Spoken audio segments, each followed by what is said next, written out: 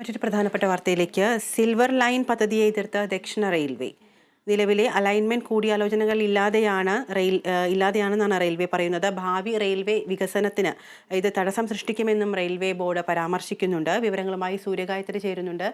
സൂര്യഗായത്രി, ഒരു തിരിച്ചടിയാണ് സർക്കാരിന് ഇപ്പോൾ വന്നിരിക്കുന്നത്. സിൽവർ ലൈനിന് ഒരു ദക്ഷിണ റെയിൽവേ എതിർത്തിരിക്കുകയാണ്. കഴിഞ്ഞ ദിവസങ്ങളിൽ പോലും സിൽവർ ലൈനും കേരയിലും ഒക്കെ പ്രാബല്യത്തിൽ വരുമെന്ന് തന്നെയാണ് സർക്കാർ വൃത്തങ്ങൾ അറിയിച്ചിരുന്നത്. പക്ഷേ ഇപ്പോഴാണ് ഇത്തരത്തിലൊരു തടസ്സം അല്ലെങ്കിൽ ഒരു തിരിച്ചടി വന്നിരിക്കുന്നത്. എന്തൊക്കെയാണ് തുടർ വിവരങ്ങൾ?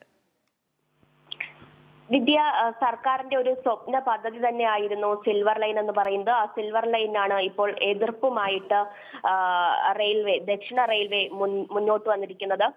കേരളത്തിന്റെ ഭാവി റെയിൽ വികസനവും അതുപോലെ തന്നെ വേഗം കൂട്ടലും തടസ്സപ്പെടുന്നതിനാൽ ഇപ്പോഴത്തെ അലൈൻമെന്റ് അനുസരിച്ച് ഒരു ഇഞ്ച് ഭൂമി പോലും വിട്ടു നൽകാനാകില്ല എന്നാണ് ദക്ഷിണ റെയിൽവേ കേന്ദ്ര റെയിൽവേ ബോർഡിന് നൽകിയ റിപ്പോർട്ടിൽ പറയുന്നത്.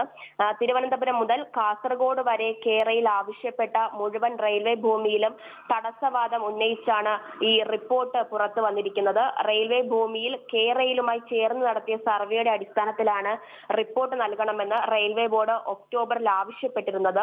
തിരുവനന്തപുരം മുതൽ തൃശൂർ വരെ ഇടവിട്ടും അതിനുശേഷം ഏതാണ്ട് പൂർണ്ണമായും റെയിൽവേ ട്രാക്കിന് സമാന്തരമായി കടന്നുപോകുന്ന സിൽവർ ലൈൻ ഏകദേശം 183 ഹെക്ടർ റെയിൽവേ ഭൂമിയാണ് വേണ്ടത്. ഇത്തരത്തിൽ ആശയവിനിമയം നടത്താതെയാണ് അലൈൻമെന്റ് അന്തിമമാക്കിയതെന്നും ഇത്തരത്തിലൊരു അലൈൻമെന്റ് കൊണ്ട് ഈ ഒരു പദ്ധതി മുന്നോട്ട് കൊണ്ടുപോകാൻ കഴിയില്ലെന്നുമുള്ള കാര്യമാണ് റിപ്പോർട്ടിൽ പറയുന്നത്.